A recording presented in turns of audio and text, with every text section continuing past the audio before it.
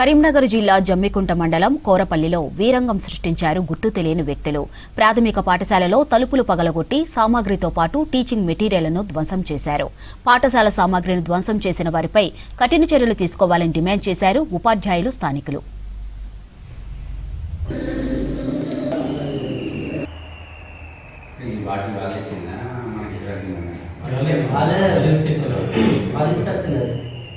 ఉదయం పాఠశాలకు రాగానే మూడో తరగతి గదిలో నేను తయారు చేసిన తెలుగు దర్శన అనే టీఎల్ఎంను చిందరవందర చేసిన ఆకతాయి వాళ్ళు ఎవరనేది గుర్తించాల్సిన అవసరం ఉంది.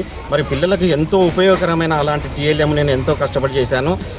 గతంలో ఎఫ్ఎల్ఎన్లో భాగంగా మన జిల్లా స్థాయిలో కలెక్టర్ మేడం ఫమేలా సత్పతి గారు కూడా దానికి అభినందించడం జరిగింది.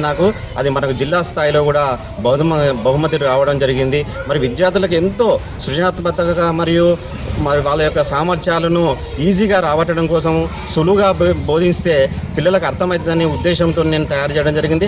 అలాంటి దాన్ని మరి వాళ్ళు చిందరవందరం చేయడం వలన వాళ్ళకి ఏం లబ్ధి పొందుతారు, కానీ పిల్లలకు చాలా నష్టం జరుగుతుంది. కాబట్టి ఇలాంటి పనులు మన పాఠశాలలో ఏ పాఠశాలలో అయినా కూడా అది ప్రభుత్వ ఆస్తులుగా మరి గ్రామ ప్రజలు కావచ్చు, ఇతర వాళ్ళు కావచ్చు కూడా మనకు అది మన బాధ్యతగా భావిస్తేనే ఈ పాఠశాల యొక్క మనగడలు అనేటివి ఉంటాయి, ఆస్తులు అనేటివి ఉంటాయి. ఈ మధ్యలో పేపర్లో మరి కావలసిన నీడ్స్ కానీ ఏవి కానీ మరి ప్రధానోపాధ్యాయుల బాధ్యత అంటున్నారు, కానీ అది సర్పంచ్ కానీ ఇతర వాళ్ళకి కానీ సెక్యూరిటీస్ కానీ అలాంటి ఏర్పాటు చేస్తేనే ఇలాంటి ఆకతాయి పిల్లలు ఎలాంటివి చేయకుండా ఉంటుందనే నా యొక్క అభిప్రాయంగా ఈ సందర్భంగా తెలియజేస్తున్నాను.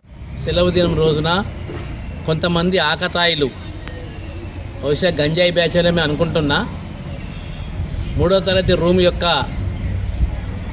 ఆ డోర్లను తన్ని లోపలికి పోయి అందులో ఉన్న టీచింగ్ లెర్నింగ్ మెటీరియల్ మొత్తం కూడా చిందరవందర చేసి అక్కడ రాకుండా చేసిర్రు.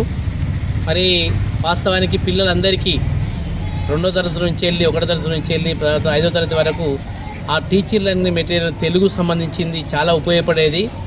మరి మా దగ్గర పనిచేసే సీనియర్ టీచర్ బలరాం సార్ ఒక 6 నెలలు కష్టపడి ఆ టీచింగ్ లెర్నింగ్ మెటీరియల్ తయారు చేసి దానితో ప్రదర్శన ఇవ్వడం జరిగింది. కలెక్టర్ గారు మరి ఆ ప్రదర్శన తిలకించి మరి ఉత్తమ ఉపాధ్యాయ అవార్డు కూడా మన బలరాం సార్ రావడం జరిగింది. మరి ఇలాంటి చేయడం వల్ల విద్యార్థులకు ఉపయోగపడే వాటిని ఇలా చేయడం భావ్యం కాదు, మంచి పద్ధతి కాదు, మంచి సాంప్రదాయం కాదు. మరి ఇప్పుడైనా కూడా మరి స్కూల్ అనేది గ్రామ ప్రజలది, విద్యార్థులకు ఉపయోగపడేది. మరి దీన్ని ఇలా చేయడం వల్ల మంచి పద్ధతి కాదని మేము అనుకుంటున్నాం. మరి ఏదైనా కూడా అలాంటి వారిని మరి చట్టపరంగా శిక్షించాల్సిందే. గుడి బడి అనేది మరి రెండు కూడా మంచి ఊరికి ప్రాణం లాంటివి. దేవాలయాలను, విద్యాలయాలను ఇట్లా డిస్టర్బ్ చేయడం మంచి పద్ధతి కాదు. ప్రజలందరూ కూడా దీని మీద గమనించాలి. మరి ఈ ఆస్తులను మీరు రక్షించుకోవాల్సిన బాధ్యత ఉంటుంది.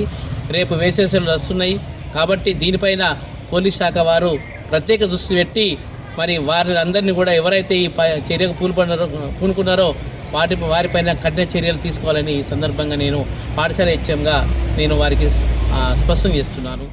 ఈరోజు ఉదయం పాఠశాలకు వచ్చే సమయానికి ప్రాథమిక పాఠశాల కోరపల్లిలో 3వ తరగతి యొక్క తలుపులు ఓపెన్ చేసి కొందరు ఆకతాయి కుర్రవాళ్ళు అందులో ఉన్నటువంటి టీచింగ్ లెర్నింగ్ మెటీరియల్ మొత్తం చిందరవందర చేసి నానా బీభత్సం సృష్టించడం జరిగింది.